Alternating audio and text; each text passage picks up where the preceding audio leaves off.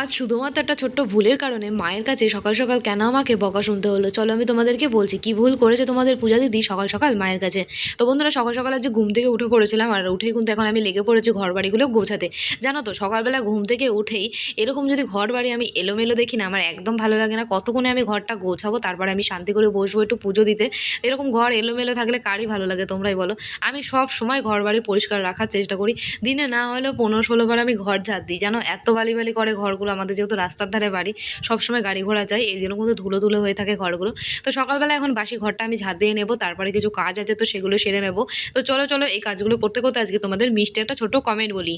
দিদি আমার নামটা নিও, অর্পণ প্লিজ নিও, তোমার ভিডিও খুব ভালো লাগে আমার, জয় গোপাল, রাধে রাধে।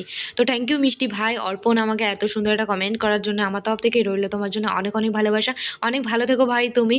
তো তাড়াতাড়ি করে কিন্তু ঘরের ভেতরগুলো মুছে নিয়েছি ঝাঁট দিয়ে, আর দরজাটাকে কিন্তু মুছে নিয়েছি, কারণ কদিন ধরে যা বৃষ্টি হচ্ছে পুরো কাদা ছিটকে ছিটকে দরজাটা একদম মানে একদম কালার হয়ে গেছে, একদম কাদা ছিটে কালার।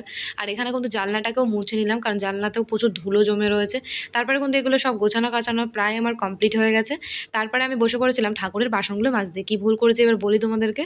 সকালবেলায় আমি 500 টাকা দিয়ে একটা জামা কিনেছি অনলাইন থেকে, তাই জন্য মা আমাকে খুব বকেছে।